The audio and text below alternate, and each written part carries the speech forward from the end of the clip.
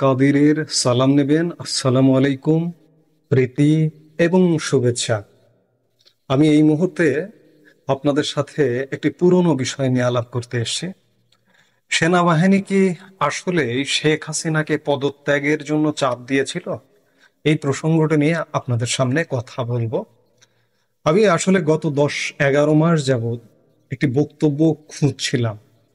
কারণটা হচ্ছে, সেনাবাহিনী বা সেনা প্রধানের বিরোধিতা কারা করে? জঙ্গিরা করে।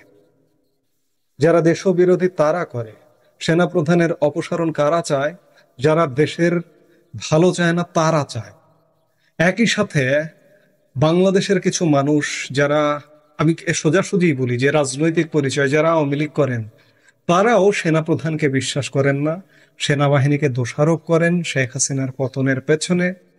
আমি তাদের জন্য বিগত 10 মাস যাবৎ একটি বক্তব্য খুঁজছিলাম। সেই বক্তব্যটি আমি ইতিমধ্যে হাতে পেয়েছি। আমি আপনাদের এই মুহূর্তে বক্তব্যটা একটু শুনিয়ে আসি, তারপরে আলাপটি করি। প্লিজ চলুন। আমার উপর নাকি সেনাবাহিনী এসে চাপ দিয়েছে যেন পদত্যাগ করি।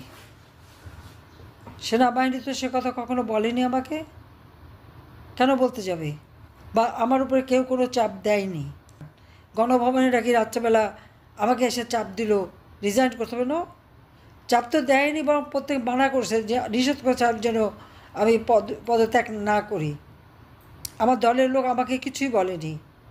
দর্শক, আমরা শুনলাম সাবেক প্রধানমন্ত্রী শেখ হাসিনার বক্তব্য। শেখ হাসিনা কি একবারও কখনো কোনো বক্তব্যে সেনাবাহিনীকে দোষারোপ করেছে, সেনা প্রধানকে দোষারোপ করেছে? শেখ হাসিনার ক্রিস্টাল ক্লিয়ার বক্তব্য যে সেনাবাহিনী আমাকে কোনোভাবেই পদত্যাগের জন্য চাপ দেয়নি। এটি সত্য। আপনি আওয়ামী লীগ করেন, শেখ হাসিনার চেয়ে আপনি কি খুব বেশি জানেন? সেই সময়ের পরিবেশ পরিস্থিতি শেখ হাসিনাই জানেন। শেখ হাসিনার মুখ থেকে আমরা যা শুনবো আমরা সেটাই তো বিশ্বাস করব। আমি বরাবর বিগত 10-11 মাস আগাগোড়ায় বলে এসছি যে সেনাবাহিনীর এতে কোনো দোষ নেই। আমি একথা বলেছি যে সেনাবাহিনী যদি চাইতো একটা পাখিও ঢুকতো না, কিন্তু পরিস্থিতি সেই সময় অন্যরকম হয়ে গিয়েছিল। সেনাবাহিনীর মধ্যেও একটা ভুল বোঝাবুঝি তৈরি হয়েছিল যে শেখ হাসিনার পক্ষে থাকা যাবে না, আন্দোলনকারীদের পক্ষে থাকতে হবে। যার প্রেক্ষিতে সেই অবস্থায় বিবেচনা করে সেনাপ্রধান জেনারেল ওয়াকারুজ্জামান সিদ্ধান্ত নিয়েছিলেন। এই যে শেখ হাসিনার পতনটাকে হঠাৎ করে একদিনের আন্দোলনে হয়ে গেছে, কিংবা 3 দিনের সরকার পতনের আন্দোলন 2 দিনের সরকার পতনের আন্দোলন হয়ে গেছে, এটির পেছনে দীর্ঘ সময় আছে। অনেকের কাছে এগুলো মনে হয় রূপকথার গল্প। এটির পেছনে মার্কিন যুক্তরাষ্ট্র যে আছে, এখনো অনেকে বিশ্বাস করেন না, মনে করেন রূপকথার গল্প। কমপক্ষে বিগত 10 বছর যাবৎ মার্কিন যুক্তরাষ্ট্র বাংলাদেশের সরকার পরিবর্তন, বাংলাদেশে ডিপ স্টেট, বাংলাদেশে সামরিক ঘাঁটি করবার জন্য খুব জোরালো ভাবে লেগেছিল। এই যে 2024-এর যে নির্বাচনটি হলো 7 জানুয়ারি, সেই নির্বাচনের আগে আগেও 2023-এর শুরু থেকে শেষ পর্যন্ত আপনাদের মনে আছে নিশ্চয়ই একজন মার্কিন রাষ্ট্রদূতের কথা, পিটার হাসের কথা, পিটার হাসের তৎপরতার কথা।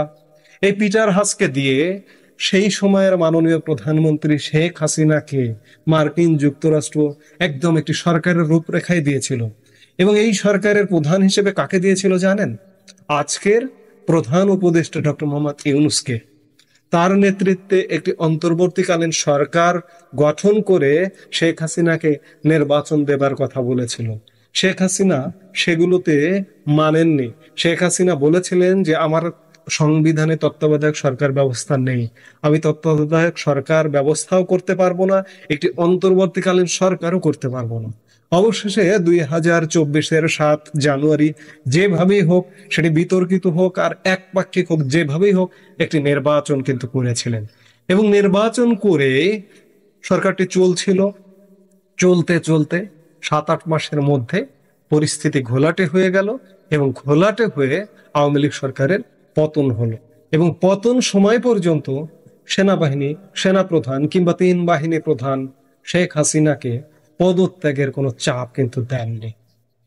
সেনাপ্রধান বা সশস্ত্র বাহিনী নিরাপদে শেখ হাসিনাকে নিরাপদ স্থানে রেখে এসছেন। শুধু তাই নয়, বাংলাদেশে যারা রাজনীতি, পুলিশ, বিচার বিভাগ, বিভিন্ন অঙ্গনের মানুষ যারা সেনাবাহিনীর কাছে আশ্রয় চেয়েছিল, তাদেরকে অত্যন্ত নিরাপদে সেনাবাহিনী আশ্রয় দিয়েছিল। সেই জায়গা থেকে সেনাবাহিনীকে আসলে প্রশ্নবিদ্ধ করার, দোষারোপ করার কিন্তু কোনো কারণ নেই।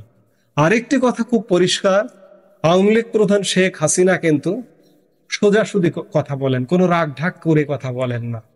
আজকে যদি সেনাবাহিনী তাকে পতন ঘটাতো, তাকে পদত্যাগ করতে বাধ্য হতো, তিনি দেশের বাইরে আছেন, তিনি বলে ফেলতেন যে এই জেনারেল ওয়াকারুজ্জামানের জন্য আমার এই ঘটনা হয়েছে, কিংবা সেনাবাহিনীর জন্য আমার এই ঘটনা হয়েছে, তিনি কিন্তু ছাড়তেন না, তিনি বলে দিতেন। এই যে আপনারা বক্তব্যটা শুনলেন, সেই বক্তব্যে এক জায়গাতেও নেই যে সেনাবাহিনীর কারণে তার পদত্যাগ হয়েছে। কাজেই আওয়ামী লীগ যারা করেন, তারা যেভাবে সেনাবাহিনীকে বা সেনা প্রধানকে দোষারোপ করেন, তারা তাহলে পিনাকিদের কাতারে নেমে যাবেন। পিনাকিরা সেনা প্রধানের অপসারণ চান। সেনা প্রধানের অপসারণ কেন চান? তারা, যারা এই অপসারণটি চান, কিংবা এই সরকারের যারা সেনা প্রধানের অপসারণ চান, তারা তাদের নিজের মনের মাধুরী মিশিয়ে এই দেশটাকে ব্যবহার করতে চান। দেশের সংবিধানকে ছুঁড়ে ফেলতে চান, দেশের রাষ্ট্রপতিকে অপসারণ করতে চান, এমনকি সেনা প্রধানকে অপসারণ করতে চান।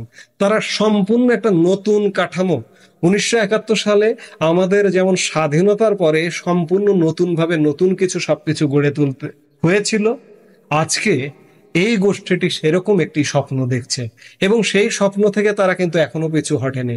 এই যে তারা প্রোক্লেমেশন অফ সেকেন্ড রিপাবলিক বা জুলাই ঘোষণাপত্রের কিন্তু একটা দাবি এখনো পর্যন্ত রেখেছে, সামনে তারা এটি করতে চাইবে, এবং করে সংবিধানকে বাদ দিতে চাইবে, রাষ্ট্রপতিকে অপসারণ করতে চাইবে, একই ধারাবাহিকতায় সেনা প্রধানকে অপসারণ করতে চাইবে। শুধু সেনা প্রধান নয়, 3 বাহিনীর প্রধানকে অপসারণ করবার তাদের পরিকল্পনা আছে। আজকে যদি আপনি, আমি, যারা বাংলাদেশের ভালো চাই, তারা যদি সেনা প্রধানের অপসারণ চাই, কিংবা সেনাবাহিনীকে বিতর্কিত করি, তাহলে সেনাবাহিনীর আর যাবার কোনো জায়গা থাকে না। কাজেই সেনাবাহিনী আমাদের স্বাধীনতা, সার্বভৌমত্বের প্রতীক, দেশ রক্ষার অতন্দ্র প্রহরী। সেনাবাহিনীকে কোনোভাবে বিতর্কিত করা যাবে না, 3 বাহিনীকে বিতর্কিত করা যাবে না, এবং সেনা প্রধানকে প্রশ্নবিদ্ধ করা যাবে না।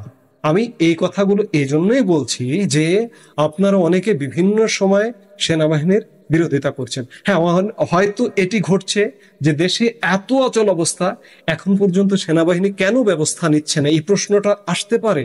আপনার আসে, আমার আসে, সবার আসে। আজকে সেনাবাহিনীও কিন্তু চরম বিব্রতকর একটা অবস্থায় পড়ে গেছে, এখানে মার্কিন যুক্তরাষ্ট্রের আনাগোনার কারণে। এই বিব্রতকর অবস্থাটা, এটিকে যদি বলেন একটা গভীর খাদ, এই খাদ থেকে উঠে দাঁড়াতে হবে, সুকৌশলে উঠে দাঁড়াতে হবে। এই সুকৌশলে উঠে দাঁড়ানোরই চেষ্টা হচ্ছে, চেষ্টা চলছে।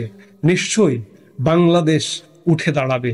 আমরা হয়তো সামনে আরো ক্ষতি হবে, অনেক ক্ষতি, ইতিমধ্যে গত 11 মাসে অনেক ক্ষতি হয়ে গেছে, আরো ক্ষতি হবে, কিন্তু আমরা অন্ততপক্ষে মার্কিন অগ্রাসন মুক্ত বাংলাদেশকে আবার ফিরে পেতে চাই, এবং সেই ফিরে পাবার চেষ্টা নিশ্চয়ই হচ্ছে।